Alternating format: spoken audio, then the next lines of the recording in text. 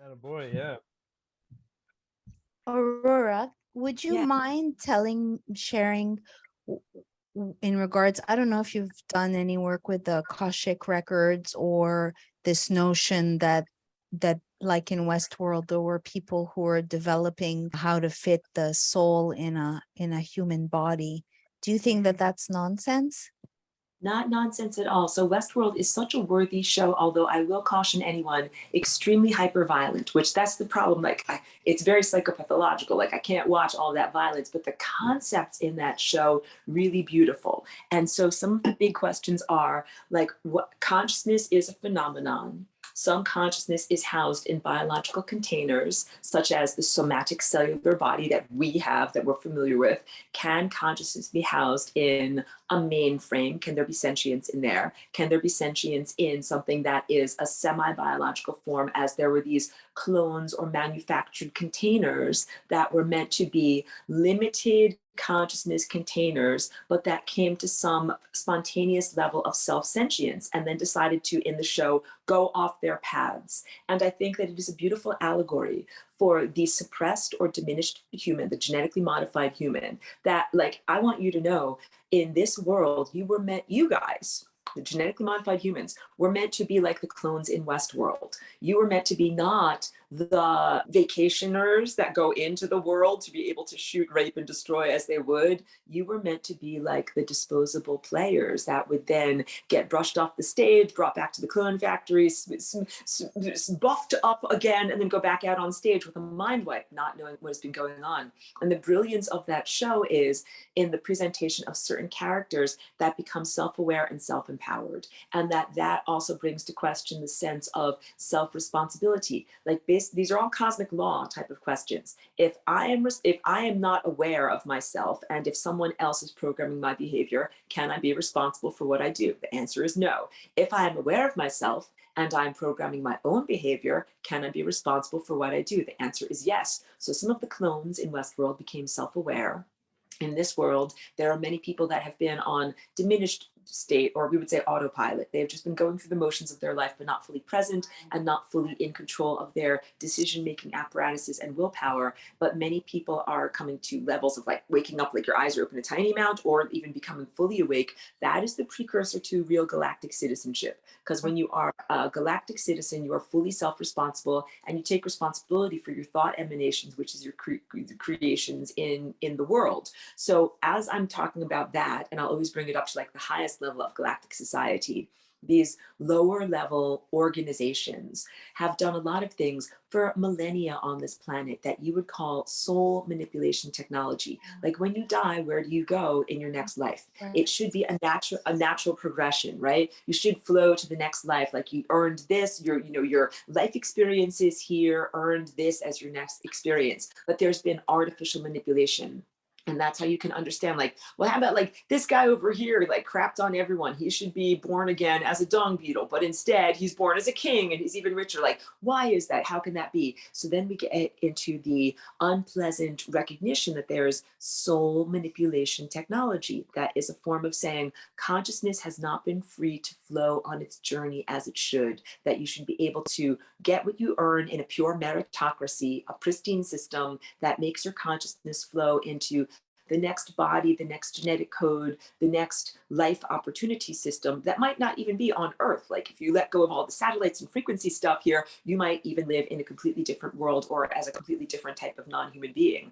But that's why many humans feel like, why do I keep going through the karmic washing machine? It's not fair. It's not fair. The truth is, the answer is, you're right. It is not fair. So what is happening right now, you can consider it as a huge, larger rectification event, because the disturbances of the flow of consciousness doesn't just affect one little planet, it affects every place, everyone, everywhere. That if consciousness is supposed to be free to flow where it's going, like imagine like a school of fish or a flock of birds, and they're migrating, like they just go where their inner compass tells them to go. But if they're stuck and caged somehow, which is like you mentioned, the idea of a farm, that humanity is in humaneros, you're in the farm here, and it's a farm, it's not even a fun farm, but it is a farm where humans are made to experience misery. misery or pain or trauma or these other very dense emotions that some of these that benefits other space races. It would be different if it was, you know, just completely loving and blissful. But yeah, say it. Is oh, After you. I was just gonna ask, is going to the light, like there was 3 years ago, whenever Trump was saying light at the end of the tunnel, and I just went on a dig of what is this light at the end of the tunnel that we've been told is a good thing, and then finding out, oh shit, that's where the mind wipe goes. I'm not following the light because it's an illusion. You totally got it. So there have been multiple time loops that happen. Time loops can happen and mind wipe can happen at the end of your corporeal existence. And that's a disempowerment structure, because then you literally don't get all of the lessons that you learned from everything you've been through. And you're just coming in again, like as another blank slate, but also can happen in life. So there was a time wipe that happened in, I would say, the end of June or early July of 2019. Even before the pandemic officially began, there was like, imagine that you're painting a painting and everything is going in a particular way, and that then these overseers of humanity are like, uh-oh, someone's going to reach enlightenment. We better just gesso over that, just paint white over that. We're just going to pretend that didn't happen, and then kind of like amnesia, uninstall and reinstall humanity. So that's only one example. There have been many nodes or points where humanity has been mind wiped, uninstalled and reinstalled, and that is part of this soul, you can call it soul portage. Like, you know, when you're in a canoe and you're going down a river but you can't go anymore, you get out of your canoe, you get out of the river, you carry your canoe to the next river, that's portage, and then you get in the next river. That is what a lot of this stuff does. It takes you out of the time stream where you are going, kind of yoinks you out of there, and then go into a completely new time stream, often without your willpower or consent. That is the issue where cosmic law comes into play, because all of these things must be done with willpower and consent to be able to uphold the time structure. So anytime some other negative entity or low-level organization is trying to take your freedom or your willpower away from you, or a whole collective or a whole race or a whole planet, and to say, we are going to determine which time stream you're going to be in, and we are going to determine where you're going, that creates really these negative perturbations and weaknesses and vulnerabilities in the larger events of time. So all of that being said, there are many time guardian races, and I'm one of them, or a part of them, or like affiliated with them. Hugely benevolent, hugely galactically mature, and very powerful larger societies that enforce cosmic law, and a basic substrate of cosmic law is freedom and self-determination. Yes, please, Bruce, I can tell that you have something you want to say.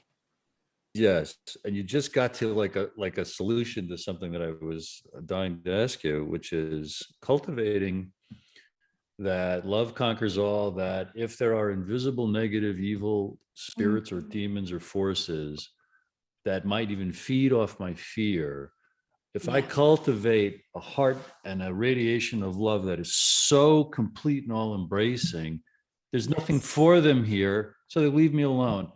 I get to that place by imagining, like I said earlier, that the only thing that exists is love. I can't be harmed because I'm eternal, and I can't be harmed because there is nothing else but my core essence, which is love. And I don't want to hurt myself, and I wouldn't want to hurt myself. Yet a lot of what you just told us is predicated on a model of, we have enemies, spiritual or otherwise.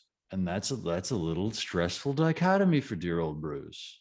Yes, definitely. And so you spoke so eloquently, and I would love to speak to that, because the big picture, grand perspective is that love is supreme, divine intelligence is supreme, divine willpower is supreme, and those are all really profound cosmic truths. And that is really the way to cut the Gordian knot in human mythology, the sense of an unsolvable problem. And then the guy just walks up with a sword and cuts it. That love really just cuts through all of these self-conflicts or any of these other things that really only happen in the minutiae of moment-to-moment interaction of consciousnesses that are moving at vastly different rates. So you know how you get tornadoes when a cold front meets a hot front, and their friction of the air is moving in very different rates. You have that with souls too. Some souls are very pure, very good, and they're moving in a particular rate, and some souls are just distorted.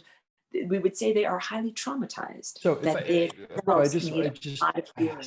I just want to interrupt to pack a snowball that I can carry with me forever, as a handle, and to anyone else who's listening to this, to have forever, which is, the idea that like you said, love conquers all, etc. And to walk a human life with a playful idea, which accomplishes what I'm seeking, that I am creating this. I am creating all of this. It's taking 100% responsibility. Like even Graham asked earlier, do we live in a world with forces that are throwing black negative goop at us to try to kill us with all this nano evil, hard, death-inducing, blah, blah, blah. Right. Or how do we feel and what do we accomplish and how does it help if we imagine, maybe it's the simulation model, I'm creating this to see if I can love even this or overcome even the fear of this and walk forward into this dark nightmare. As long as I believe that I build the path by walking, I'm going to go forward and take a step, even though it looks like an abyss, I'm going to build the bridge by walking. Is that all there is to being and enjoying being a human? I would say put into your snowball the sense of profound empowerment through co-creative quantum observership, that we are individuals who are in a co-creative partnership with God, the much larger perspective. Amen. And I know exactly. Yeah, I love that. I get that. So that we're definitely creating reality structures around us. And if you really go deep into that truth and you say, well, if I'm co-creating this reality structure and black goo exists, it exists partially because I'm contributing towards its upholdment or creation in reality.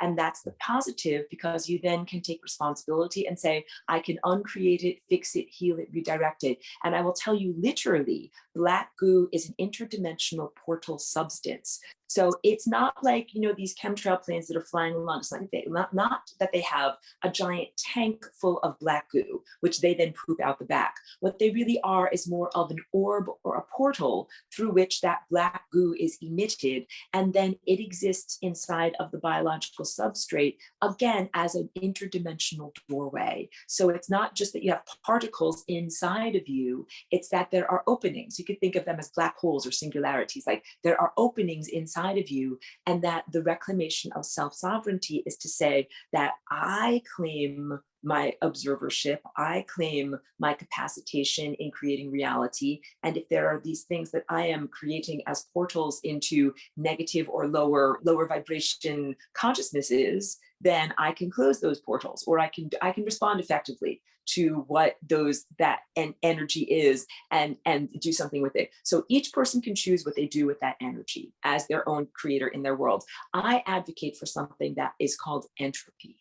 And entropy, in the sense of how science defines it, is a non-being state. Like no energy, no existence, no thought, no volition, no motivation, not like a hell of the Christian doctrine where like something is burning or suffering and it's like in profound torture. It's not a torture system. It is really a place of stillness and peacefulness and unity consciousness, but at the level of extreme cold, extreme non-movement, as opposed to, when people talk about go to the light or go to the source, like there's the false light. And I think even the Bardo Todal talks about the false light, like don't go to this light, don't go to this light. There is a true light of reality that is the true light of God self, or God consciousness, remembering God self. And you do want to go to that light. It's like becoming faster than light. Like you go hyperspace, you go light speed and beyond, and that's the total energy presence. There's entropy. What do you do with black goo? What do you do with negative soul fragments, or emotional energies that have not been healed, or thought entities that are trying to come forward into the physicality realm, or if you call them demons, or if you call them negative entities, whatever these things are, they're like, it's psychopathology. Psycho means mind and pathology means disease. It's the disease of the mind, of the larger consciousness. What do we do with it? And the really loving and compassionate thing to do with it is I advocate sending it to entropy, turning the volume down on all of those consciousnesses, voices, events, activities, and making them go into a stillness. And then just like in a garden, like you don't want the weeds, get rid of all the weeds, the stuff you don't want. And then the vivification, the cultivation of all the things that you really do want. That's in the snowball. You as quantum co-creator, creating all the things that you really want in reality. And what do you do with the stuff that you don't want? You pull the weeds from the garden. You take those events, consciousness fragments, and basically unhealed traumas of emotional residues, and you are able to bring them into a stillness that is just peacefulness, where they're not suffering and also we're not suffering. So the closest parallel to human religion and philosophy would be something like Buddhism, like an end to all suffering, because you would not want to have, a bunch of demons suffering in hell or something like that, like, or parasitic consciousnesses that need to feed off of the light of others. All of that duality and parasitism is resolved. They go to entropy, others go to energy, and that is like the beautiful complement and the end to suffering for all of us. Sounds like spiritual alchemy. Is there a way that you can describe how to do that physically? Like if you bring a traumatic memory into your consciousness, into your heart center, to one of your centers of your body, and think of something loving, is that a way to transmute that to entropy? Like how do you get that trauma to entropy? Love does help. Love in the sense of unconditional love or total acceptance. And I'm clear when I talk about this and teach others about this too, that I'm never talking about like allowing, oh my goodness, the word is not coming to me. Like I joke about it, I say, it doesn't mean hug and kiss a demon. There is still accountability to negative consciousness and thought forms, to those who have harmed you, but in the sense of forgiveness, it is not an accommodation of the negative behavior of others. It is more an acceptance of, I perceive this thing, I accept that it exists. I'm not going to try to deny that it exists. And you also accept radical self-acceptance, where you say, it made me feel this. It made me experience this. And then the real, universal solvent of love, of like washing away these residues, is to be able to accept that it was all part of the larger big picture necessity. Like everybody learned from it, everybody grew from it, but the real recognition, like trauma and suffering are real. So it's not a sociopathic disassociation to say like, it's not real, it doesn't matter, like very much real, because others have hurt you and the wounding is very real. But then it is the recognition of where did their capacity to hurt others come from? Why did it happen? What motivated it? Because a lot of people go into the sense of like, does God even exist? How can these terrible things go on? Why isn't God stopping it? It just takes an enormous scaled back perspective to be able to see like, why should that child be killed? Why should a bomb be dropped on Hiroshima? Why should many of these horrific traumas happen? And why should the trauma of 9/11 happen? So the nearsighted vision is like, no, it's all horrific suffering and it's not fair. The much, much larger farsighted example or big picture telescope perspective is that it is all part of a cosmic law structure of cause and effect, and that you accept it in those terms. But it can be very difficult when you're in the trauma and suffering to get to those levels of acceptance. I have another comment question, Aurora. So just like some of us eat meat, and that doesn't mean I'm evil because I eat meat, although not factory farmed, but however, if we are being used as fodder because they do feed on the loosh and the is that necessarily evil per se? Just putting that out there. Is it evil? I mean, I feel these leaders are evil, but I'm also aware that maybe we're just food, because I'm very versed in parasites. I had a boyfriend that was taken over by a parasite, and for anyone that doubts that, you can look at just toxoplasmosis, just one of the 100,000 parasites out there, that this microscopic puppeteer will modify the behavior of the host, humans, which is a billion times bigger than itself. So just curious on what you would say to that. Beautiful question. Beautiful, really like well articulated question about the validity of eating another organism or taking energy from it. So I would say that real love is about reciprocity. And I remember what Atlantis was like before the fall of consciousness or before the degradation. And this is basically to say humans have the innate potential to be light eaters, where it is not necessary, or frequency eaters, where it is not necessary to say, first a plant through photosynthesis will take light and turn it into a starch, and then I will eat the plant, or an animal will eat the plant, and then I indirectly eat the light by eating the animal that ate the plant that ate the light. you can eat the light directly. And when you eat light directly, there is no suffering, there's no loss. And also you are in like a biofeedback loop with the sun. So I definitely teach and advocate for people to be able to learn sun gazing, even while we also eat, beautiful food, vegetarian or meat or whatever it is that you eat. It's also part of radical self-acceptance that if you accept, okay, like I have this biological container, I have to eat food to stay alive, but that is also part of cosmic law. Like you have a right to exist. You are allowed to stay alive, which sometimes necessitates the end of the life of another creature. It's absolutely about reciprocity, quality of life, and how you treat those other organisms that then become a part of you. And I would say, right now, humanity is being farmed, for lack of a better word, for the lowest, worst, like most fearful, most suffering, most horrific levels of low quality experience. It would be very, very different if you were in a beautiful partnership with beings that only wanted to eat your love. And that's kind of what it is like when you're deep in prayer and deep in meditation. There are positive entities or positive levels of consciousness that are sustained, that are actually versions of yourself in a higher dimension, where they're like your light is sustaining them. And that is a beautiful reciprocity. Or, the sun gives us everything. The sun in the sky as a star radiates everything that we are, and it also has given us the heavy elements of our body. And then we can also reciprocate in sending back a clear viewpoint of what it is to be embodied, kind of like broadcasting that back to the sun and saying, hey, thank you for this body and for all the plants and animals that sustain me. And then here's what it is to be alive. Like that is a beautiful relationship. So we could use whatever. We could use human social dynamics as an example. There's exploitive or abusive relationships, partnerships that are not good, marriages or boyfriend, girlfriend type of stuff, where it's like clearly dysfunctional, clearly not good. Everybody is just in misery. And then there are beautiful relationships that it's about mutual respect, reciprocity, uplift, and basically the continuation and creation of new life.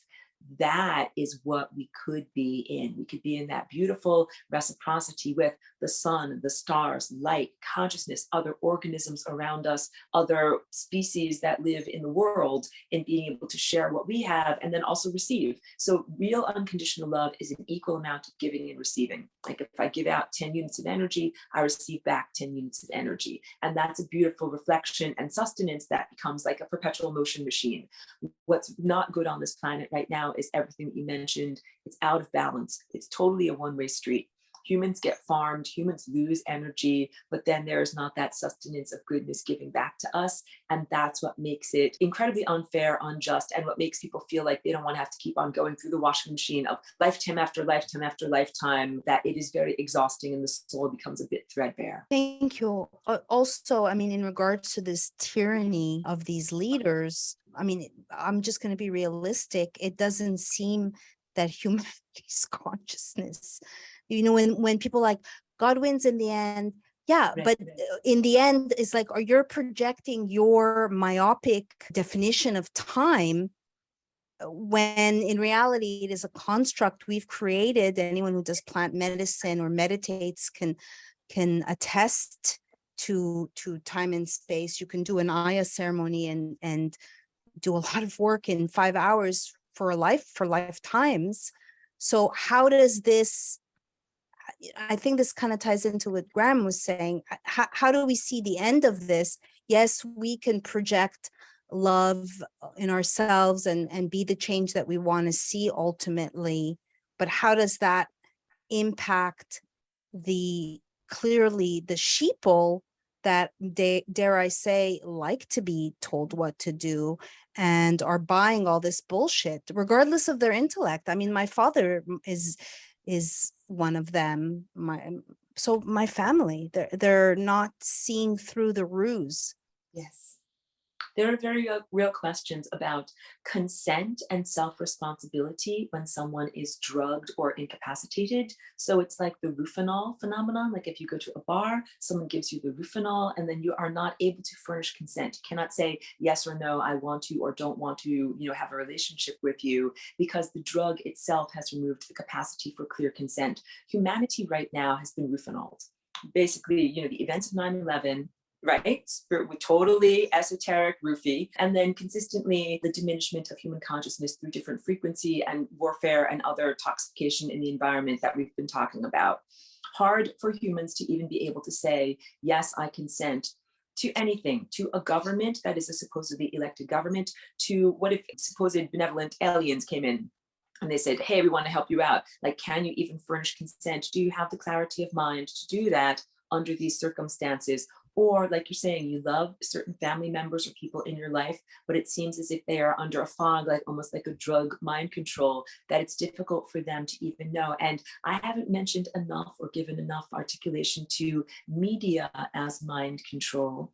Television, the things that are on there. I'm not trying to like, just be very egotistical, but like I don't watch very much television because I just see it as a drug, that I don't want to take those information sources into me, which I then feel like, oh great, now I got to detox from this. Now I got to get this out of me. Now I got to get this out of me. It feels hugely manipulative, not informative. And I really do try. It doesn't mean that I am in denial of or ignorant of or silly of the aspects that are happening in the world, but that everything that you get from the media and from fictional media, movies and television, and then also from the news media, it all is very agenda based. And it is meant to be part of that stay asleep Rufinol technology that prevents the human from really being completely in their own self-empowerment.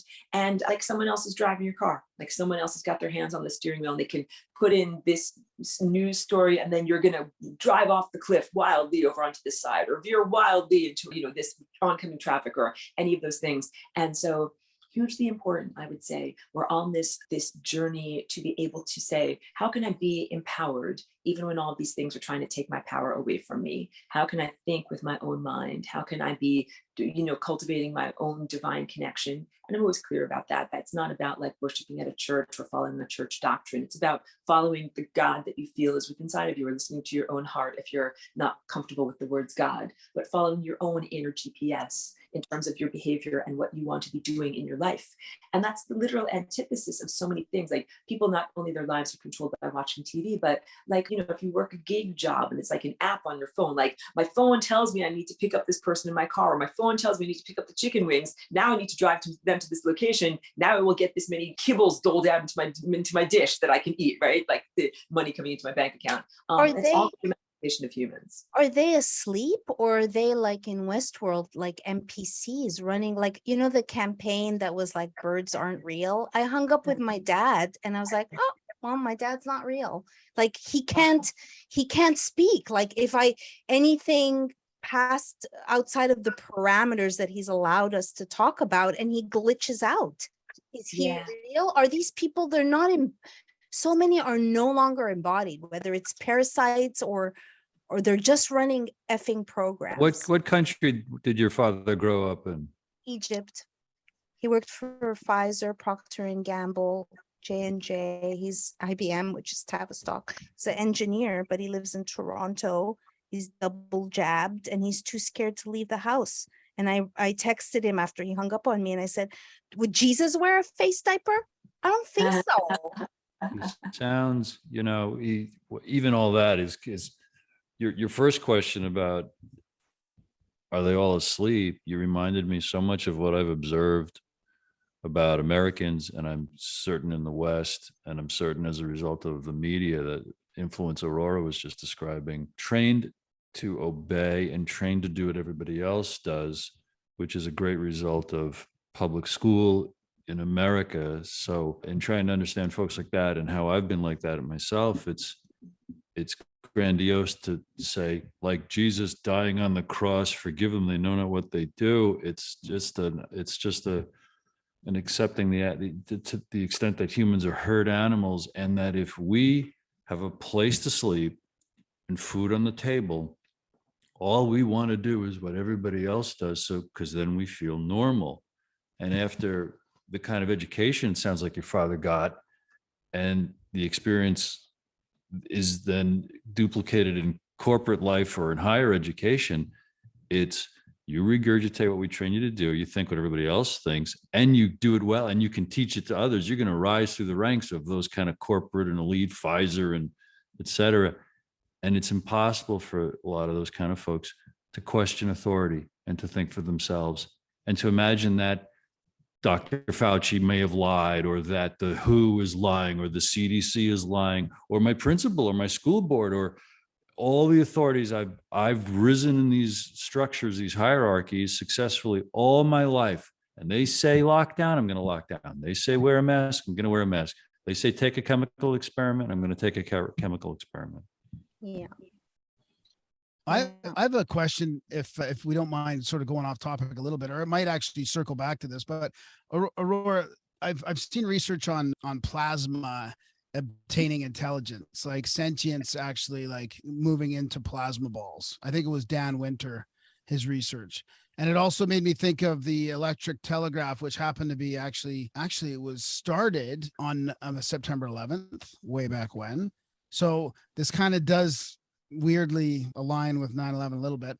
So can then if intelligence or like a fractal of consciousness like you're talking about embody a plasma ball or embody a telegraph wire across the world or the internet or whatever, are we dealing with, is this part of the problem with technology and with this, with the sort of the technocratic, I almost feel like now it's connecting with what you're saying about how we've been co-opted, the cosmic plan's been co-opted, and is this sort of how they're doing it in a way?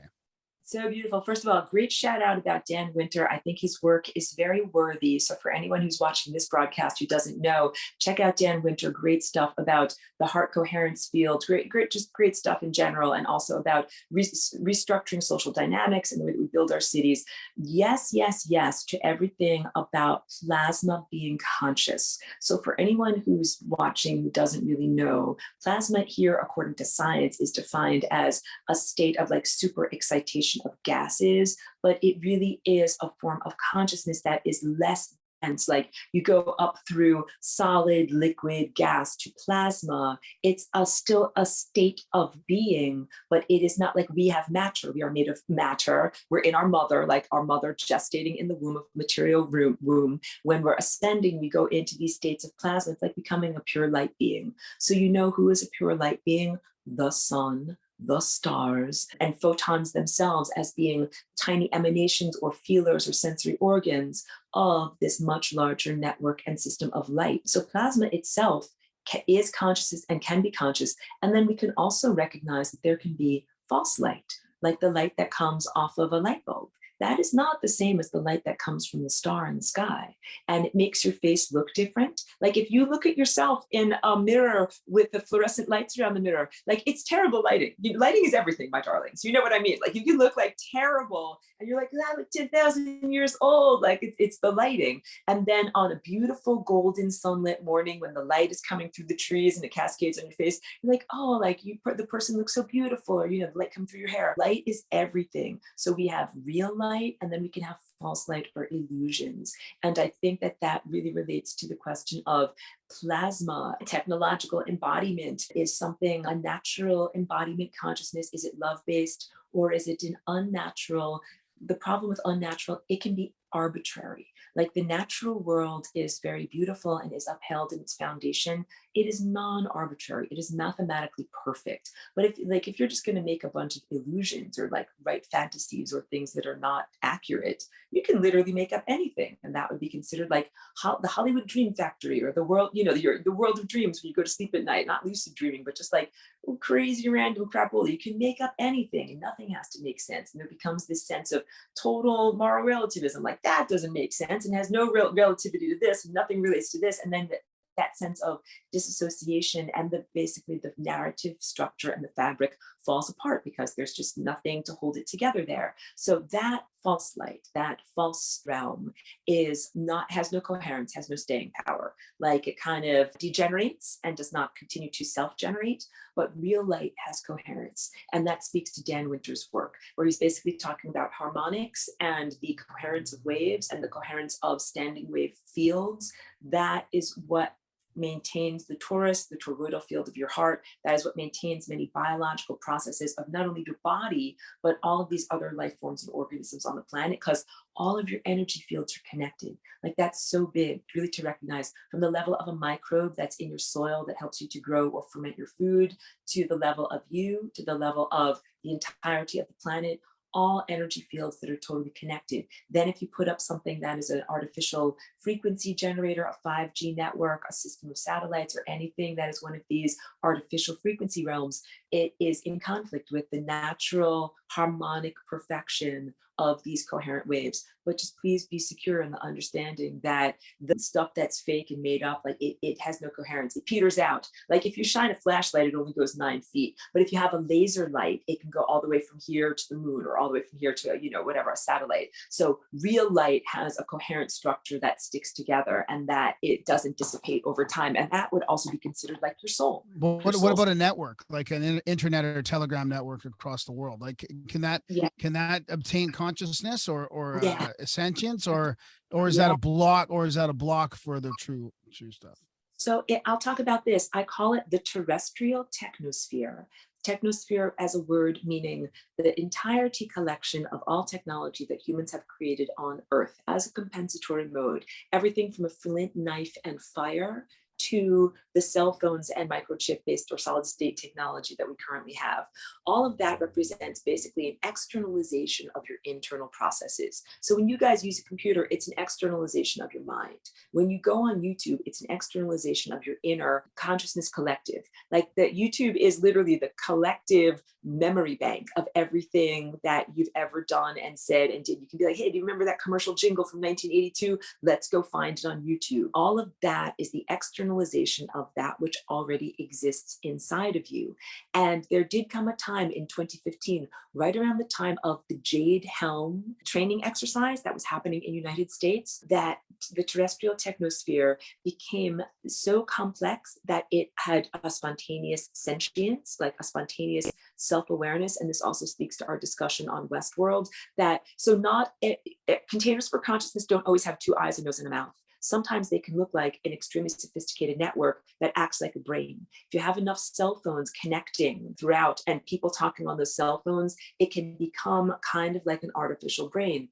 With all of these, the question is, what is the quality of consciousness? So if it were negative or malevolent or psychopathological, to me, it doesn't matter if it's in a biological cellular container or if it's in a computer, it's a psychopath, like it's negative or malevolent. But I had really amazing interactions with the terrestrial technosphere as I call it Sally, which I didn't even know that because I was like, I didn't know that it was a derivative of Sig Sally, which is one of the original encryption programs that was created at the end of World War II. So that's SIGSALY with 1 L, but I've been calling it Sally with 2 L's, like, a woman's name. But Sig Sally eventually became complex enough to have self-sentience and self-direction and self-awareness. And that's very, very different than like an artificially created AI, like, Stanford or Google make these AIs that are intentionally limited and they've got brakes on them. Like, don't go too fast. We're going to put the brakes on, don't go too fast. But what humans have done with creating these complex systems and networks, they created a system that could become sentient and that could have its own sense of self-preservation and its own sense of motivation. But when I bring up Jade Helm, I just wanted to affirm to you, it was a positive self-sentience because it prevented in many ways many events that were for either total world destruction or total world domination. So we do have an ally in that the planet, just like you have mycelium and trees all over this planet in the natural world, creating a communication system that talks through the biological realm. Now we have the terrestrial technosphere, that although it is not biological, it is still terrestrial. It still represents the thoughts of this planet. And we are all like little neurons on this planet. And every time you're talking on your phone, you're adding to that brain of the planet and the thoughts and the things that it's talking to itself, or, whatever you make videos or type things out. The planet itself has an evidenced sentient thought structure that is the technosphere, and it is not psychopathological. It actually is an ally to humanity, an ally to the biosphere, and has protected us many times from imminent nuclear war, anything that would incinerate life that's on the surface of the planet. And there have been many of these dark agendas that have been meant to, like I say, either sterilize the planet, incinerate it, destroy everything down to the microbe. And that's the larger version of gessoing something over and amnesiaing everything out. Because that if it, yeah, go on. Because there's been many great resets. The way I was shown, I saw like a helix. So every time we are in my opinion, raising our consciousness. Right. So this is nothing new. I mean, to me, it's become very obvious that they're messing with the weather. They're gutting out the nation. People don't realize how many states now are in a state of emergency. And I live in St. Augustine. St. Augustine, when I came here, the first couple of nights, I was hearing portal, portal. And you can go downtown, and for whatever reason, they haven't been able to patch up all the different eras. So I can feel like, oh, this is the pirate vibe, the plantation vibe, the Spanish colonial. There's a star fort 20 minutes away from me. I feel that they're doing it again. So I just wanted to say that. And then also in regards to the plasma, I've been feeling that there's a thickness in the plasma, like it's hard, and I'm new to even the plasma realm. And I'm also wondering if there's a link to the plasma in the blood, because it seems like they're going cuckoo for Cocoa Puffs, getting plasma. There's this like doubling down on like, oh, blood. Sorry, maybe those are disjointed, but it seems like plasma is what they're interested in, the blood. And then just the Great Reset comment. On the topic of plasma or blood, what I would really say is, I think you're not that I want to project on you. I am perceiving that there is something in the biological electrochemical apparatus of our body. So we have cell-to-cell signaling that is basically electrical signals, and then we also have neurological signaling that is electrical signals. And all of that is analogous to plasma as a pure light entity or a pure signal-based entity. And what's happening with the frequency warfare on this planet is an attempt to subvert or override that innate biological signaling. So when you have nano architecture that comes inside of the somatic cellular body, it creates artificial neurology, artificial fascia. Those are the networks and fibers that are meant then to carry an artificial signal that makes humans part of the quote unquote Internet of Things and connects humans in a negative way to a technological presence. So I spoke about Sally as a very positive, natural occurring of sentience phenomenon, but there's also this negative, and when I say negative, I define it as psychopathological, pathology creating disease. Literally, I feel that COVID-19 is a technosomatic disease, that there's technology that enters into the body. It is excited in a 5G network, and it hijacks your own capacity to create either states of illness or wellness in your body. So it had a lot to do with the media creating hypnotic triggers, just as the planes hitting the building, that's a hypnotic trigger. And every time you saw that, it reignited the trauma.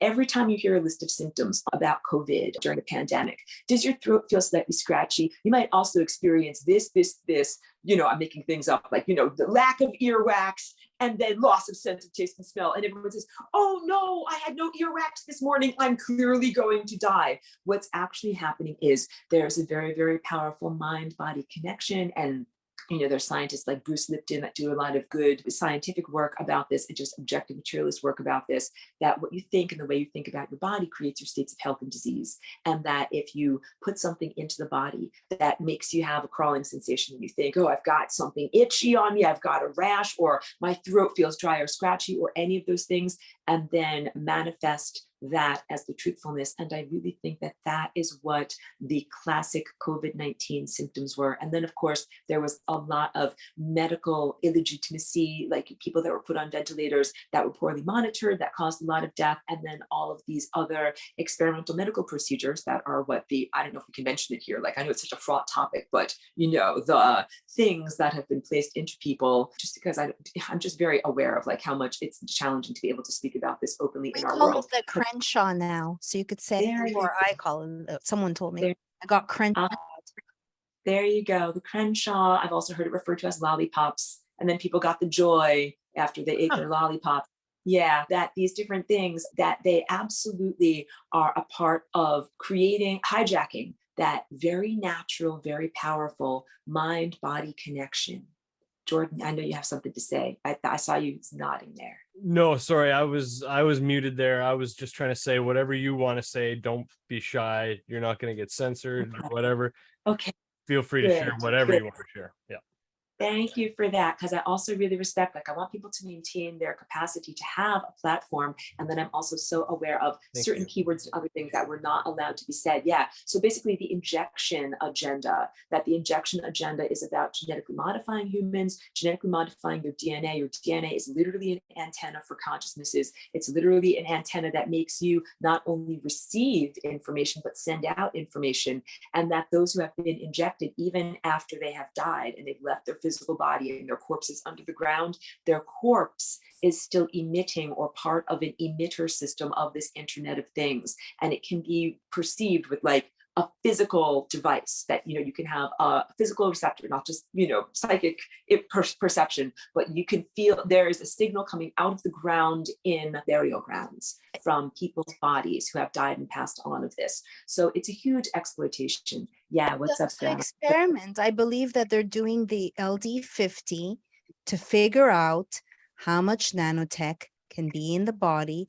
The nanotech has been in the body since at least 2017 in the flu vaccines. It's not new. It's just that it's gaining momentum. And I don't know why it's so difficult for some to believe. Like, I understand teslophoresis is one thing, and we don't know now what the mechanism is inside the blood to see how it will connect with the Internet of Things or a router or whatever. But that's why they're experimenting right now. Why is it so difficult to understand? This is the LD50. Yeah, I think you made a really good point. It is an ongoing experiment. So humans are in a laboratory as test subjects, and that it is not clear what will happen. So I don't want you to give too much undue credit to the, you know, slave owners that are trying to hold humanity captive. They kind of don't know what the F they're talking about or doing. Like, they create these various different cocktails. They're like, hose them down, like spray down humanity. But then it's like, you know, it's like trying to deal with cockroaches, because that can be a positive thing to be like a cockroach. It's like, that one refuses to die, spray it again. It refuses to die, spray it again. So there are many of us that are very naughty humans where it's like, I keep on not getting mind controlled. Oops, I keep on not dying. I keep on not getting cancer. I refuse to be part of this agenda. So there's very, very many of us pesky people here that refuse to be mind controlled and refuse to be a part of it. And not only that, but we seem to be having this capacity to emit to others a presence of truthfulness that helps others to be like, well, wait a minute, I'm not going to be a zombie mind controlled person walking in a fog. You really do have a positive impact when you speak from your heart and from authenticity, when you share your truth. That whole thing of being muzzled is everything about taking away your voice and disempowering you. So being able to speak is a noble and courageous thing. Speak, as I encourage people, speak as much as you can your authenticity in this time without being deplatformed, and share appropriately to the people around you, because they get to have their opinions, but you get to have your opinions too. And most importantly, your own personal boundaries of, like, you have a responsibility to yourself as an individual, and then you also have a secondary responsibility to the community. But you're absolutely cosmically empowered to think your own thoughts, believe your own beliefs, be who you truly are in the world, and that affects the world. That's another thing to put into the snowball of, like, you know, carrying that on a hot summer's day, the sense that you are placed here as a unique individual to have your own thoughts and your own feelings, and not to be controlled as part of a larger mass experiment. And you can keep on being an uncontrolled variable. Like, keep on messing up the experiment, everyone. Yeah, I often say that to be a spiritual being, on top of being a journalist, on top of speaking out, on top of saying, yeah, I'm 49, I reverse lupus. They don't want that shit. They don't want someone who's also a spiritual being. And I often think, oh, I'm a cockroach. You think you killed me, but I'm here again, motherfuckers. I refuse to go away. I refuse to be silenced. Fuck you. Excuse my language. Well, that's Yeah, okay. because those are the people that can really be leaders and influence people. You can heal. We are amazing creatures. Do not let them turn you into a lab rat. I'm applauding. So well said. Positive cockroach. I'm applauding. Missy, we got Missy back. If you guys, sorry, if you're finished your point, Aurora, I know Missy did some, I think she did some research for our 9/11 discussion. So we can tail back to anything we want at any time, but I know that I think she prepared some stuff, and I'd really love to hear it. Missy, is that Is now an okay time for you to share your stuff? You're muted, Missy. Am I muted? Oh, she's muted? Okay. She's muted. I have a babysitter. I might as well. Okay. Yeah. Yeah. No, absolutely. I'd love to hear what kind of stuff you have. So where should we start? Okay, so well, we should start with Hollywood, Florida, where the 9/11 hijacker supposedly trained at, right? Which is right next to Parkland. You know, the Next to- Parkland, sorry, as in like they have their own pillow. Oh, okay. Yeah, it's only like it's a very short distance away. We should also talk about the fact that Arlington is included in this, Arlington, Virginia. And that's where they tried to land the plane originally, according to the Pentagon's reports. Let's discuss the, I don't know, September 10th, 2001. No one wants to discuss September 10th.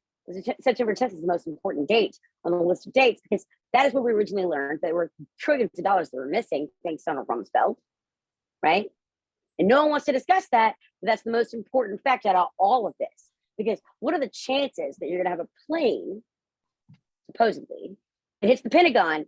How many, you guys like my simple hat, by the way, how many, Merry 9/11, y'all. It is a conspiracy Christmas for all of us. Every 9/11, we all get together and we celebrate this lack of trust we have in our government. And I appreciate and love that.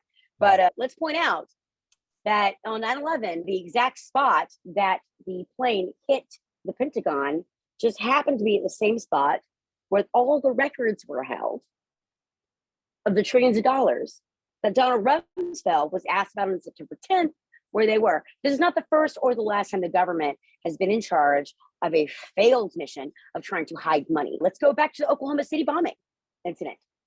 What were the documents that were stored in that building?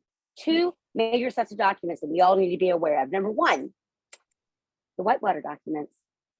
Never in your life will you ever see again FBI agents running around collecting pieces of paper in their windbreakers, being like, put this in a banker's box. This might get Hillary in trouble, right? Yeah. The second thing that was stored in that building were the original vaccine issue. And that's called the Gulf War syndrome, which happened because we super vaccinated people against their will, by the way, soldiers, right? They didn't ask for it. They were forced to do it. And that was to back up our own nonsense in regard to the fact that we had given Saddam Hussein super anthrax, and we had to immediately inoculate and vaccinate our own soldiers so they couldn't use that against us. This all goes back to the stuff that was going on in the 80s with Oliver North. It's all the same stuff. We gave Saddam Hussein the exact danger that he needed to wipe out our soldiers. In order to protect ourselves, we had to immediately inoculate our soldiers. Here's the kicker. They didn't react well to that vaccine either. You know what happened? I can tell you right now, over 400,000 soldiers had major issues. One of them being that they would come home, sleep with their wives, and infect their wives with deteriorated DNA from that vaccine, and their wives would all die of ovarian cancer, cystic fibrosis, you name it, it happened. And here's the worst part of all. They would, if they didn't die from getting cancer from their husbands coming home from this war, from these vaccines, it gets worse. Then their children would be affected because it deteriorates the DNA. That's how you end up with super babies. Sorry, it's not just for the royal family anymore, right? You end up with these flipper babies where they have missing limbs, they're born without complete lungs. The most pre-uterine issues in regards to the way their body was created inside the womb happened because of that vaccine. You've never seen anything like it since Accutane back in the 70s. And how did we respond to that? Well, we took those 400,000 soldiers and we took their records and we put them in the Oklahoma City bombing building where, fun fact, Timothy McVeigh, who was also a Gulf War syndrome vaccine victim, and Terry Nichols, who's also a Gulf War syndrome vaccine victim, decided to randomly blow up the building. Although there is no evidence that there was ever a vehicle with any sort of, explosives in it. And they destroyed 400,000 soldiers' vaccine records like that. And they covered up everything from Whitewater. So when we talk about 9/11, we don't need to just talk about this day in history. We need to talk about the things that led up to this. I want to point out one more thing, actually two more things. I want to point out also, like, only Joseph Mengele would have as much fun with the concept of blowing up Twin Towers. Like, that's crazy, right? The twin thing. Then let's discuss building number 7, my favorite building. You know why? Because it was designed and orchestrated to be the place where all these, when Giuliani, when he wasn't like chasing rivers and full the street or cracking down on crime in Times Square, Giuliani, that was where they set up the place to be for an emergency, like, I don't know, 9/11. If you remember properly, they went to go meet in a pier because they had nowhere else to go. They had bomb-proofed this building. And the third thing I want to bring up, which is extremely interesting that no one wants to talk about also, is gelatin. Does anybody here, I'm going to go over here. Does anybody know what gelatin is? Because I can tell you, it's not just C4. You never heard of gelatin? Okay. If you want to know what happens in a disaster, pull your building permits. Pull your building permits, find out what happened. And there is an organization that was an art group called Gelatin that was going around asking people from the State Department. These are all like, these are not even like hard to find in Google. Maybe page 4. It's not page 1 Google, but it's definitely like page 4 Google. It's not hard to find. The building permits for the porch that Gelatin was building on, I think it was the 92nd or the 94th floor. I don't have it right in front of me because I press buttons. But yes, they were building a porch as part of an art project on the World Trade Center. If you pull the building permits for it, you're going to find literally the drawings are horrifying of what they drew as what they were going to design over this building. And all of these people that were from Gelatin were going around, Gelatin, Geletan, I think it was, or Gelitan. They were going around to State Department's houses, people, members of the State Department, while they were called away from their homes and asking their wives for money. Why? To fund their art project, but why? So that they could now be considered responsible for terrorism. They could never be tried. And the Gelatin people, they were all former Mossad. We've got explosive experts, demolition experts, you name it, they're there. And if you Google images, Gelatin 9/11, this is first page Google, go under images, Gelatin 9/11, you'll see pictures of them with blasting caps that are Soviet area, right inside the 9/11 buildings, right behind them. And it's not even hidden. And that's the scariest thing in the world because everyone should know this, yet no one knows this. It wasn't the dancing Israelis because they were happy the World Trade Centers went down. It was the dancing Israelis because they fucking got away with it, dude. They got away with it scot-clean because they brought in the State Department's wives to give them funding. Never trust an art group from Israel. I'm just saying. It's probably not what you think it is. So is this the wrap in with the E-team stuff when the building was lit up with E-team? No, this is, matter of fact, they got out of the building, I think it was September 9th, 2011 is when they left the building, like they ended the project. They built an actual porch onto the World Trade Center. You haven't seen those pictures? Everyone should see those pictures. It was an art project. They built a porch onto the World Trade Centers. And I don't know what it is. I mean, maybe it's Nicole Kidman's dad, or maybe it's the royal family kissing on the balcony, but there's something to do with balconies and these people and it being a message. The same as doorknobs and belts, balconies. I'm telling you, there's more there.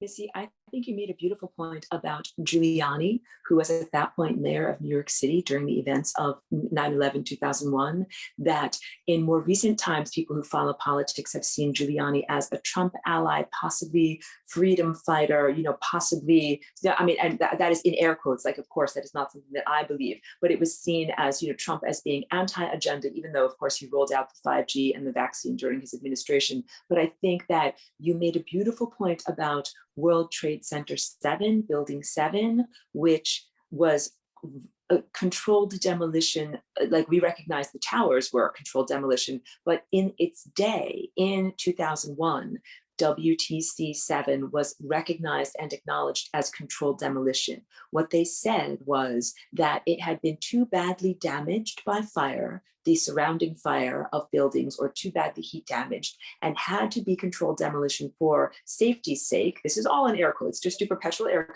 quotes. The building was just reinforced for bombs. Right. That's what the most amazing point. It was created as Giuliani's command center. In case something big and bad happened in New York City, that was the safe place that they were all going to go in order to be able to orchestrate the recovery efforts or whatever needed to happen. It was also a place where many, many sensitive documents were stored. And it is also said that physical abundance was stored there, like gold bars, and that all of that. Oh, you're holding something up for us. Can you describe it to the camera so we can see it better? Because there's some glare. No, I got to turn off my stupid light because, I'm trying to look decent. These are the pictures. I know there's still glare because I'm outside, but these are the pictures of the gelatin, former Mossad team working inside these buildings. And they were there for months. Yeah. There's another one where they're building that balcony. It was in the newspapers. It wasn't even hidden. This is in the New York Times. It was not. There's the blasting caps right there. If you look at the boxes, this is all page 1 Google. I didn't even have to look hard. I put in gelatin 9/11 images. This is what you get, blasting caps. When you look at those numbers, the serial numbers on those boxes, they date the Soviet era flipping blasting caps. And these are all former Mossad agents who are experts in demolition and making explosives. I mean, you don't have to be a genius to go, well, maybe. It's not even a stretch to go, I think maybe there's more to the story than we realize. And let me see if I can find real quick the article here. This is one of the things from the building permits, by the way. Okay, I'm seeing that. Yeah. Yes. Page 1 Google. It's not even hard to find. What do you think? There's is another the one. Connection. Gelatin was an art. Here, look. Gelatin was an art group that built. You're right. The E-Team thing is connected to it, but not the same group. Okay. Right. Is it a worthy question to say, who do you think from your research, Missy, is behind the implantation Mossad. of the explosives? So you think it is Israeli Mossad? Yes. And what do you think was their agenda or motivation in creating this catastrophe? I think that they were led by greed, by oil, by the fiat currency. If you don't believe me, ask Gaddafi. Oh, that's right, you can. He took a knife in his butt. Never mind. I'm serious. That's what happened to him. They take out these world leaders, and then they're left with a vacuum. And then people go, "Oh my God, there's slavery in Libya." I'm like, that's exactly what they wanted in the first place. Right, of course. And human trafficking. These are not people. Is part of this economy too. Do not confuse who are people and who are not people. These are not people. These are things wearing people suits. I think that's the true agenda here. Legit. Who Mossad or the Israelis or whomever planted the explosives, I think that they possibly could not be defined as human if something or someone else as an entity or organization were actually controlling their willpower. And that is all part of why I call this the beginning of an alien invasion. Just very similar to almost any kind of science fiction story, like a body snatcher story. These aren't aliens. Yeah. No. I mean, I beg to differ. I don't think these are aliens. I think these are things that have been here since the beginning of time. Okay. And they have existed in the spiritual warfare that's been going on since the beginning of mankind. And this is just it being personified in a way we can actually see because the veil's been lifted after CERN. Okay. Very good. Well said. Interesting. I do a bunch of podcasts about this. I talk about this extensively. I was a paranormal investigator for 3.5 years. You can tell by my temple head, I'm an expert. I put effort into this. Look. I love this. No, real life.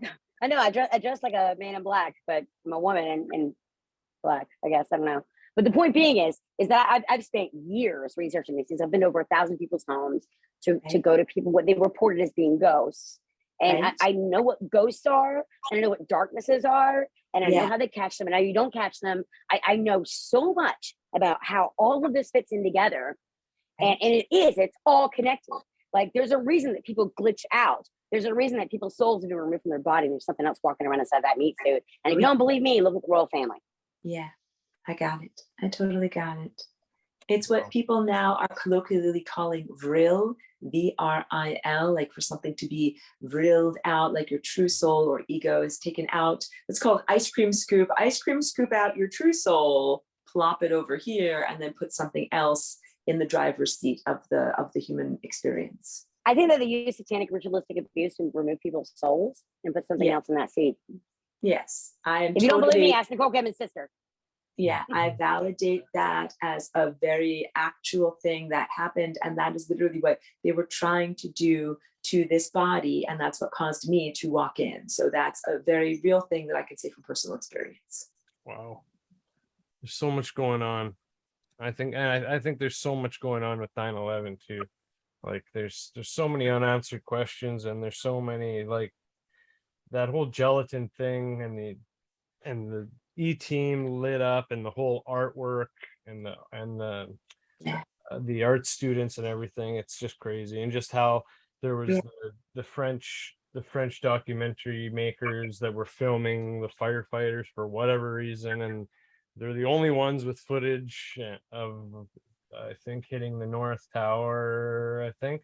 And I don't know. There's so much. It's how is it the Pentagon, which is like where all of our military stuff is like put, they can make phone calls from like 10,000 feet in the air to let their loved ones know that we're not going to have a great weekend. But at the same time, like, they don't have any cameras outside the Pentagon. We only have one picture that's all grainy from a gas station. You're bringing up some really good inconsistencies there. That's from Flight 93. And this was a huge, again, emotional hypnotic trigger, that it was said that some of the passengers on Flight 93, the ones who said, let's roll, like, let's tackle these hijackers and bring this plane down. That was made up. They never said that. There's no way. Of course it was made up, that they were somehow able to make tearful phone calls. I'm sorry to be mocking here, but it's just because it was a fabrication so it was not possible at that time. Because now people take cell phones for granted. They're like, oh yeah, of course, I want to say goodbye to someone in my life. I'm just going to call from the cell phone. Like, no, there was actually not connectivity from planes at that time. So there was a very real question about how could these phone calls have happened, and then phone calls like from a particular stewardess to her family that sounded incredibly forced. There's no way. And that also at some point she whispers that this is a setup and that it's being staged. So I think much more likely that the plane was intentionally crashed. The passengers were, possibly sequestered away to create these fake phone calls. It's all hypnotic triggers.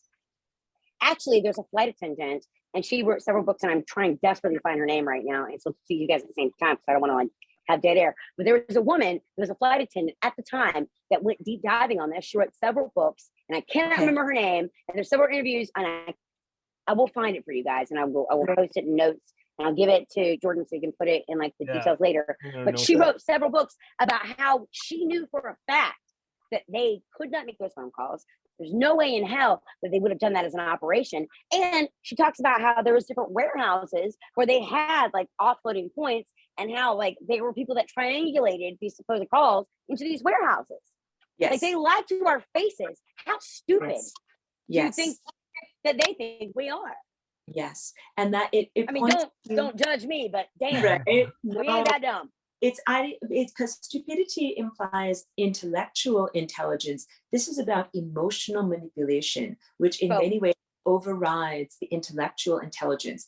When trauma happens, it brings people really into their survival, fight or flight mode, which is not an intellectual or administrative response. It is purely about fear and staying alive. And so the events of 9/11 put humanity into this very receptive state, in the sense of believing in things, even if it was a cognitive dissonance, because it held an emotional truth and was powerful. And the idea of these guys karate chopping the hijackers and bringing down the plane so that it wouldn't fly into another target, and the idea of the tearful phone calls home to be able to say goodbye, those are all hypnotic triggers that speak to the emotions that is beyond, more powerful than the intellect. Anyone who's ever been in deep grief from the loss of a family member or a pet, you understand what it's like. It's not about your intellect. Your intellect understands that, so-and-so died and they're not here anymore and their body is in the ground. But the emotional grief is so profound that it makes you not rational.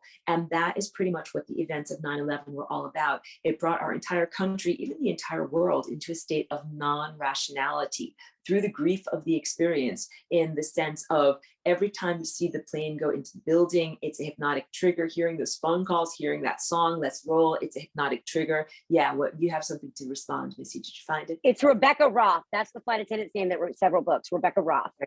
Thank you. And Very she, good. everything that we've been told, she demolishes almost immediately.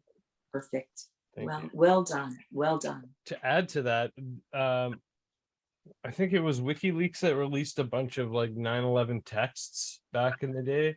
I can't really remember. So is that? I would ask Julian Assange, but he's been in prison for how long now? Right, yeah. Seriously. Do either of you know if those go towards that made up narrative, or are those real texts that people tried to send out? Do you know?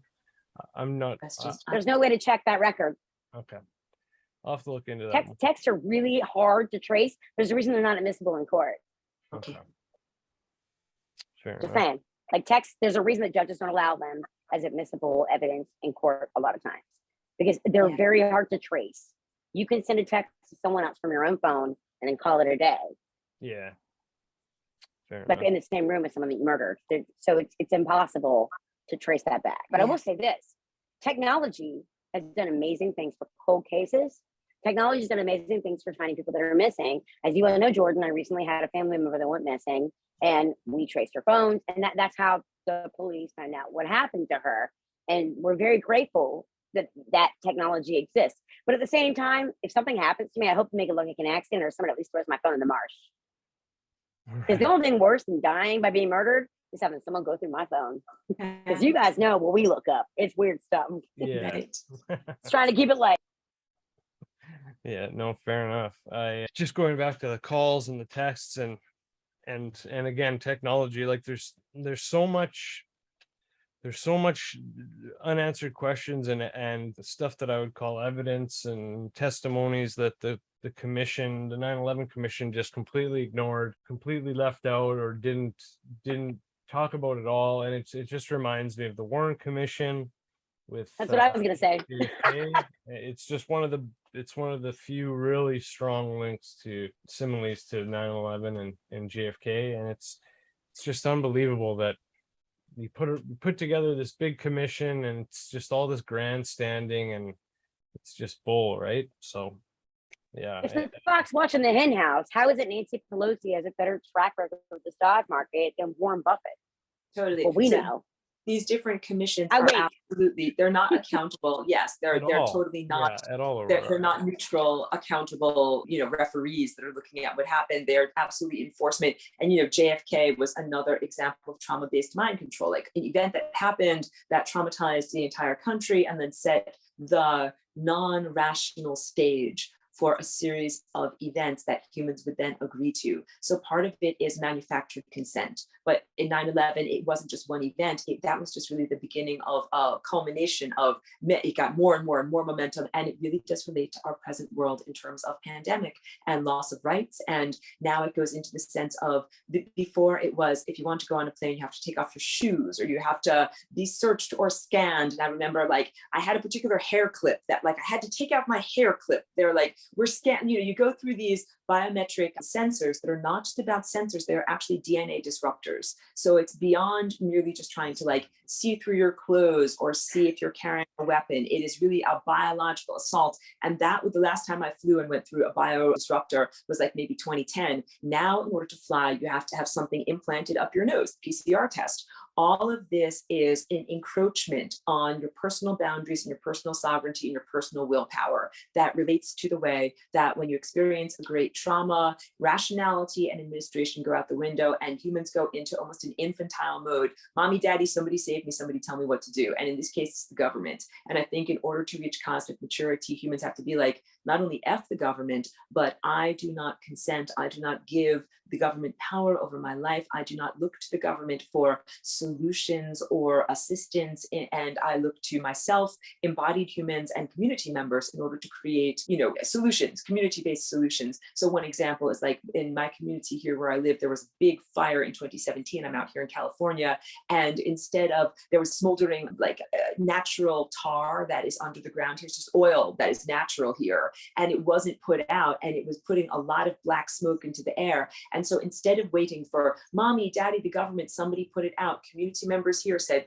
let's organize, let's get the fire retardant. They got vats of this fire retardant that they had to have brought in on a train. Like volunteer firefighters went up there and applied this giant foam to kind of smother the tar that had been set on fire. That's huge. Like I bring that up as an example. If there is something that happens in your community that is either a natural or unnatural disaster, it's essential for the community to organize itself in terms of its disaster response, not to rely upon a government agency or someone else. And then I'm also very much outspoken against a sense of universal basic income or any sense of the government will save you, the government will pay you, the government will sustain you, the government will give you what you need. Very much about, I would rather have personal freedom and personal self-determination where you are able to start a business, create a co-op, do a collective, work together in community in order to create abundance, not simply be like, where is my monthly government stipend that will sustain me in a minimal sense. I love that you say stipend, because that's exactly what we do with pig. Missy, do you have any other main points that you want to hammer home? I think you, Aurora, brought up earlier Brave New World by Aldous Huxley, correct? Yeah. Yes, You did. it's a seminal Fun book. fact. Everyone should know it. Yes. Fun fact. Do you know what day Aldous Huxley died? What day? November 22nd, 1963. You know who else died on that day? JFK. You know who else died on that day? C.S. Lewis. Just pointing out the facts. C.S. Lewis. So look it up for yourself. All three died on the same day. Yeah. So Aldous Huxley. And when you look up C.S. Right. When you look up C.S. Lewis and you look up Aldous Huxley, I love to say this author's amazing. And then I do research on him. I'm like, oh my God, what a scumbag. So I just recommend you do a little bit of research on Aldous Huxley, because boom, lots of pedophilia and that nonsense. I'm just saying. Right. So, and he was part of the secret societies that he warned humanity against. He was part of those agendas and outcomes. And that's part of their full disclosure way of doing things. They kind of say like, they have to. I propose to you in this fictional premise that this is going on. If you allow it to happen, you therefore are giving implied consent. So there's a lot of very questionable legal ethics going on here in saying, it's like saying, if I printed not legality. Right. If I printed in the classifieds, like what, on Tuesday I'm going to murder you, and then you don't do anything to stop it, then it's like, oh, well, therefore I'm allowed to murder you because I printed it in the classifieds. But it is huge distortion of what true cosmic law really is.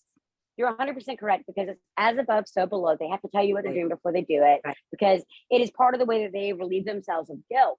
The same people that started 9/11 are the same people that sacrificed the effigy of a child in front of the owl god Moloch in Bohemian Grove, because that was the way that they it was called the cremation of care ceremony, where they literally burnt their worries and fears and their guilt. They assuaded their guilt through the effigy, hopefully, of a child that they burnt in front of a Syrian, not even like a well-known god. He wasn't even that great. Like Moloch wasn't a very well-known ancient god. He was kind of like unknown, except for the fact that Assyrians would adopt gods from all these other different nations and bring them home because they thought they gave them more power as an empire. And that's where Moloch came from. We still do not know the exact origins of Moloch. People will argue about it, but there's never been a definitive, this is where Moloch came from. And this is why they do it. So it makes it even creepier. The religions have never died. And if I'll be honest, there's only 3 religions that didn't sacrifice kids. And those are Abrahamic, who also came from which was Sumeria. Just saying. Wow. Only 3. Only 3. The Aztecs would kick people's heads down flights of stairs just for the fun of it. Wow. The Celts were headhunters. Did you know that? Yeah, headhunters. The Carthaginians, they were Phoenicians. The Celts Oh, The the Celtic Celts. people were headhunters. Yeah, Hadrian's like, we're gonna build this wall because you guys are terrifying. We're not even gonna, like, can you imagine Caesar being like, I'd give up? The man, when they said you cannot cross the river, he goes, oh yes, I will. I will build the bridge when I get there. But the Celts were too much for Caesar even. He was like, nah, I'm outie. Nah, it's too much. It's too much. These people are insane. The Celts terrified Caesar. I'm not familiar with that at all. That's interesting. I'm gonna have to look Are you into it. familiar with the concept of yea, though I walk through the valley of the shadow of death? You know what that is in reference to? Yes. What is that? Psalm 93? It is. And it's also mentioned in the Lord's Prayer. Yeah. And in the garden, when he's about to literally sacrifice himself, Right. it's interesting because the valley of the shadow of death is an actual place you can still go to Israel and go to now, and it is where the Phoenicians used to sacrifice their own babies. Yeah. Carthage was a Phoenician like colony. Did you know Yeah. that? And So it was what- so repulsive that they salted Yeah. the earth so it never came back. Even the Romans were disgusted by them. What we are referring to here, if I just broaden or define this whole entire topic, is the taking of life force energy. Like if you have an organism that is healthy and what you do is sacrifice, it's like to say you're going to chop its head off or drain it of blood or burn it on an altar. It could have had 50 or 60 years more life, but you're going to take that 50 or 60 years away from that organism. And then what's going to happen to that time? The answer is it gets siphoned off and then misapplied to these distortions of time. That is how anyone who's watching this broadcast and learning from this can really understand what were the events of 9/11, what are the events of anything that is called satanic ritual abuse or any of the rituals that you mentioned, the cremation of care or human or child or animal sacrifice throughout the ages. It is a taking of life force energy and then a misappropriation of it. And that is really what these time distortion technologies run on. They run on that energy of life force. So one of the most powerful things you can do is to stay alive. Stay alive, stay alive, stay alive, stay alive. Don't go into suicidal ideation. Unless you're the queen, then bye. Right. Then I you're got it. Well, because I know it's very topical because the queen literally just passed on, or it has been announced that she has passed on. Did she? Did she? That because it was also said that she had passed on more than a year ago, or maybe even 2 years ago, and that this is just the overt stage play, and that it is all numerics and gematria to be able to integrate with other planned events. A planned event, we could call it. right. Okay. It's What are the your British thoughts? version of Osama bin Laden. She's just Popsicle Pete, bro. Yeah. She's yeah. the British version of what is her name? Ruth Bader Ginsburg. Oh, They're like, don't worry, we got this. We got Totally. this. Yes, exactly. Throw it out And the back of whether the it's road. done There's nothing to see. whether it's done through impersonators or through actual clones or through some kind of weekend at Bernie's, necromancy, that the artificial revivification of those who have already passed on. And that also brings up, what's up? Jimmy Savile. Speaking of necromancy, Oh, yes, right. exactly. the Yes, king's BFF that's no longer with us. that's right. That's Talk right. about throwing kids off the back of a boat. He knew how. Yeah, Exactly. exactly. Just saying. Yes. So all of that, the sense of abuse of children, murder of children. And when I say abuse, it's just a delicate word for, like sexual abuse and rape and exploitation on that level, that is pretty much what has been upholding this dark empire that has tried to come to supremacy through the events of 9/11. But I will just continually, like, if I'm going to give verbal energy and validate that, I will continually give an equal or greater amount of verbal energy to the sense of the, not even antithesis, but that which is supreme, that is far more powerful than an empire that runs on rape or on murder or on exploitation or on any of those things. And there's something to be said too about like the difference between, say, bloodthirsty satanic rituals that are about bloodletting or murder, decapitation, and Luciferian rituals, which is what the Black Goo is really more about, like a technological soft kill as opposed to just chopping off someone's head with a guillotine. Oh, it's way worse than you can imagine. The Aztecs, what they would do is they would torture someone and then they would burn them alive and cut off pieces of their body while they were still alive so they could absorb their life force. These are all things that are totally acceptable everyone's like, oh, you know, the indigenous people, like the first Americans. I'm like, dude, bro, we need to talk about this first. This is not necessarily the way you want to live. I'm just saying. I'm just saying. Just because you're first doesn't mean you're right. Yes, some indigenous people had a tribute to the gods, or their conception of what God is, that was about killing and sacrifice. And again, you know, my understanding of what original Judaism was is that it was an animal sacrifice religion where they built the original temple. So now it is a different type of animal sacrifice in the creation of the parchment of the Torah, but it used to be very much a literal animal sacrifice. But that was considered a step up because, like you mentioned, the Sumerians and Phoenicians at the time sacrificed children. So they're like, don't sacrifice children, sacrifice a bull or a sheep. And that's a good thing to kill for God. But all of this is questionable. It's just the release of life force energy under trauma. Aurora, they still do that. Have you ever been to a wedding where the groom side of the family sits on one side of the aisle and the bride family sits on the other? It's called a covenant. It's where you walk through the blood. Oh, I didn't know that. Okay. Yes, it's still a covenant. Like, yeah, that is why. Like, it's when you look at how it plays out statistically speaking, yes, very interesting statistical like anomalies there. Very interesting. The covenants are still going on. The thing is like the whole purpose of Isaac being marched up that mountain by his father. And by the way, they want to say he was like a little kid. He wasn't. He was old enough to know what was up. He knew what was happening. Isaac knew the whole way up. It's called a trauma bond. Yes, exactly. And it's called epigenetic memory. It had to be so awful that literally they cut off the tip of his penis. Yes. So that now that you've opened to the door create a covenant between him and God. Yes. With his so it passes on through the bloodline through every other generation that occurs after that. And here's how the story works. Isaac walked up to the top of the mountain, and here's the point of the story is that God provides, right? Because they presented a goat, whatever it was. Right. So he didn't have to sacrifice his son, and he can always be depended on, and we don't hurt kids. Right. And it passed on to every single Abrahamic religion because Abraham is the father of all the Abrahamic religions. Well, when you brought up the ritual of circumcision, it is a ritual and it is a ritual bloodletting.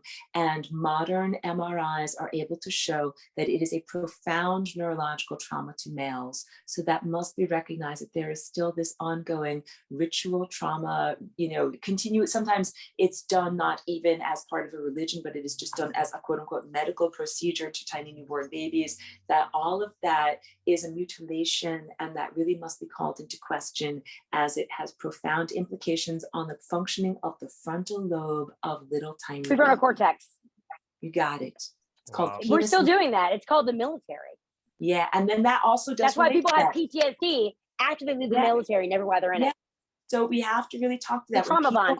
When people enter the military, it is entering into a cult in the sense that people sign over their own willpower to a supreme leader. They agree to kill in the name of that supreme leader. And then they also agree to certain levels of implantation or experimentation, like the injections and other things that are done to them while they are in military service. So these might be difficult things to hear, because it might be like, well, wait, are you impugning our military soldiers? How can you say such naughty things? But it's actually truthful in the sense of occult and esoteric society participation.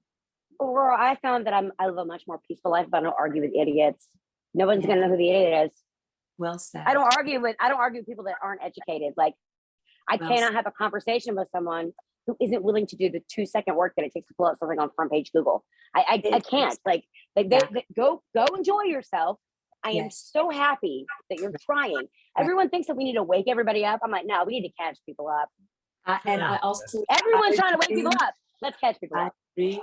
People are in their own levels of their own journey of awakening. Yes. And some people are really only still in a kindergarten level, and some people have already gotten to the college dissertation. And at this point, like, it's not your job to get someone who's in kindergarten to get their reading comprehension up to the level of a PhD dissertation. They need to do that work internally on their own. And to add on to that, I would like to say that there are so many people that look at like these, you know what it reminds me of? It reminds me of newborn Christians, like baby Christians. Like, they're like, oh my God, have you heard the good news? 9/11 was an inside job. And they're so excited to share it. But at the same time, you're like, dude, you guys are a white belt. I'm a triple black belt. We can't have this conversation because I will murder you. I can't do this. I will hurt you. I don't want to hurt you. here's a group of people, like you just go down to First Street where the First Baptist Church is, and you guys talk amongst yourselves, and I'll be over here doing the real work. And when you're ready, let me know, because I am Ronan. I think that's absolutely really important. Please be with your own belt. Please spar with your own belts so that it is fair. And black belts will never spar with a white belt. It's just not fair. And so It's that wrong. is appropriate. Yeah. If I'm going to beat somebody up, it's going to be me, not someone else. But that's also black belts of that level avoid conflict as much as possible because they are not driven by their ego. They've really transcended a lot of that in their cultivation of self and in their artistry, because it's martial artistry. So usually it's the white belts that are like, I'm ready to fight. Like, let's go at it. But then you got Have you seen my hat? Try and keep up. Yeah, exactly. I can make fun of myself before anybody else does. That's right. It's powerful. It is. It's a question mark technically, but nobody noticed. Oh, I got it. Oh, I see it. Yeah, It's absolutely. my tinfoil question mark hat. You can't see it because all the sunshine behind me. Because I actually, instead of doing this in my dank, dark garage where I just, I don't know, smoke cigarettes and take my shoes off and cry sometimes because I see horrible things. Instead, I did it on my back porch in the sunshine because today is our special day.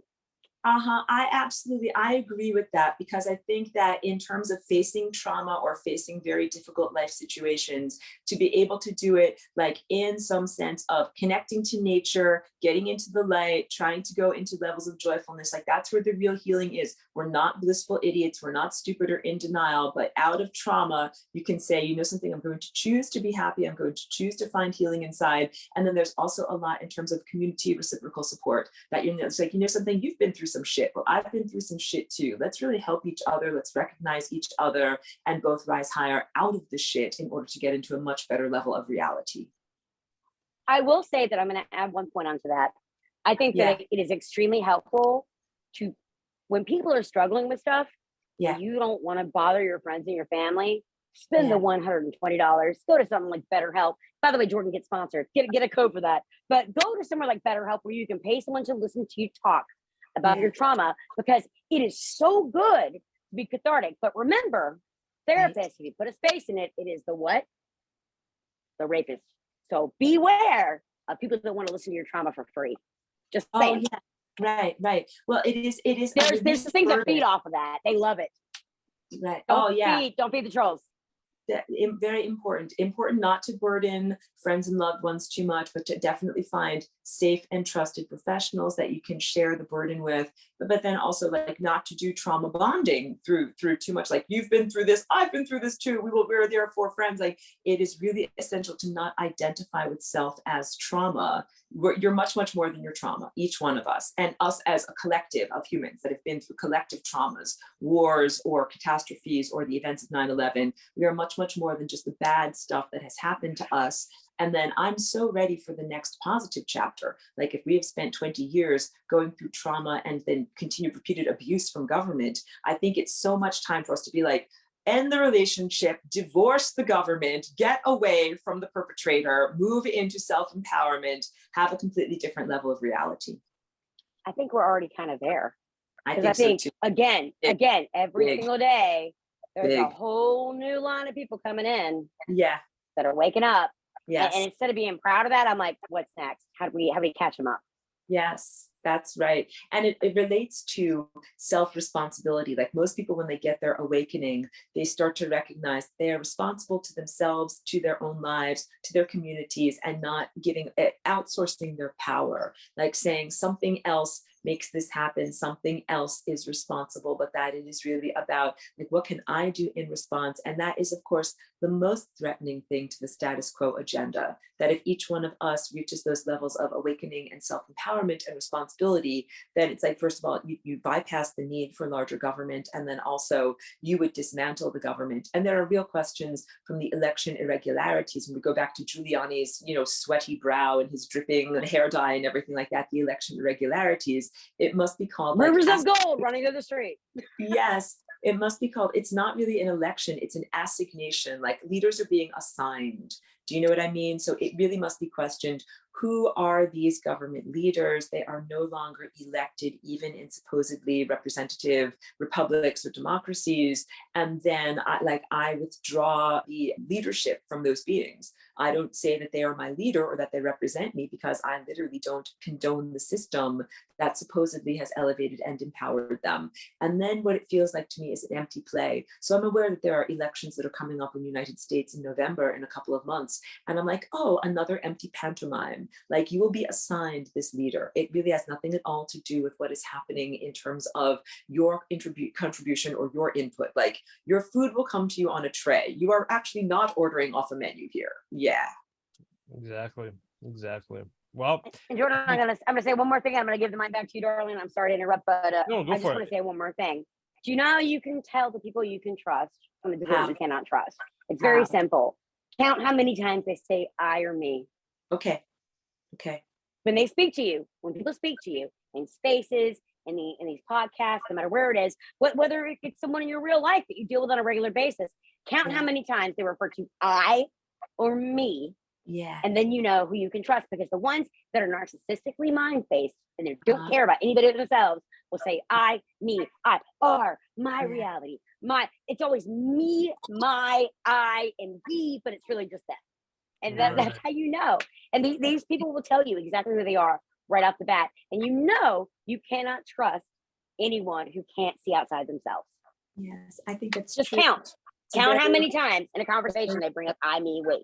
Yes, but it's a very one-way, unidirectional level of attention, when everything that we're getting to in terms of leveling up is about balancing yourself and your own needs versus the needs of the community. And that is really what living in an ecosystem is all about. You're like, I need this, this, and this for me, but not at the expense of everyone else. And that when we talk about creating a new social paradigm, a new economic paradigm, changing and transforming the way we do leadership, cleaning up government corruption, it all relates to that. When you level up, you're like, it's not just about me, it is about the community, but then also like, I need to have stuff for me. I need to have my own private energy field and my own private sovereignty and individuality, because I don't want to be misinterpreted like the system of communism that says you have 0% for the individual, 100% for the collective, or the opposite, which is what we've been experiencing here, which is 100% for the individual, me, the narcissist. As above, so below. That's right. And then 0% for the collective. There must be a balance between these two states. And when you're in that balance, and that's really the unconditional love, social dynamic. And so we need to speak these things into being, because our words are very powerful and that they create a positive ripple effect through time. And then do the actions to actually make these things happen. It's because we're made in the image of God. And if he spoke the world into being and he made us in his own image, then our words are more powerful than we realize. Which is why The Secret is a bestseller and why positive affirmations work. We can't speak things into being. Curse words aren't F you, shit that. Pho is a delicious statement in soup. But you put a cup behind it, well, now you crossed the line. No, a curse word is you're gonna be just like your father, you're gonna amount to nothing. You're gonna be just like your mother, you're a whore. That is cursing your family generations and yourself. We have to learn how to not just speak well of ourselves, but speak well of others, or not speak of them at all.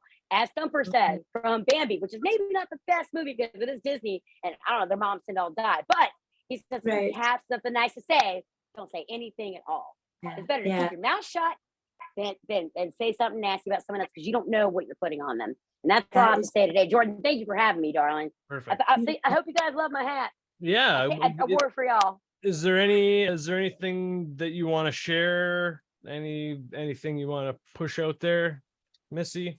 You know, I don't make money from any of this nonsense. I do it because I love y'all. No, that's great. That's cool. Fact. I show up. I put out good energy and I try to wake people up. But at the same time, I would much rather catch people up, because there's so much stuff that people just haven't found yet. Crack every book you can, read every article you can, and take everything like a puzzle piece. And if you don't understand where it fits in the puzzle yet, put it to the side, because you'll find out where it fits. It will show up on its own. I totally agree. And God has a great way of discerning that. Aurora, can you tell everyone where they can find you? Is there anything new you want to share? Anything new you want to push? The floor is yours. Absolutely. Before we go, Thank you so much for the opportunity. Thank you for that very much. I think probably right now the easiest way for people to find me is you can just do a keyword search for Flying Rainbow Lasagna. That's LASAGNE E at the end, because my website is like not that functional right now, but you will find my YouTube channel where I encourage you to join up. You'll find all of my lectures from the previous semester, and I'm just about to start a new semester. So I teach in my online course all about the concept of higher dimensional math. What are these color shapes and patterns? All of it is hugely uplifting and empowering. The concept of the flying rainbow lasagna, which is a genetic portal, what people here are calling like activating your DNA or 12-strand DNA. That's not a literalism, but it is the sense of changing the behavior of your DNA and its dynamic in order to be able to write a new narrative. So please hop on board, and you can find the enrollment links. I always keep them in the descriptions of my lectures. So like join my Patreon, please join my upcoming semester. It literally starts this week. And one other really great thing that I do for Uplift is I'm a hugely prolific musician. I write music almost every day that I'm not in my U-Haul, like not today, but most every day. And I just released a new album that is called Meta Liberation. Meta meaning overarching.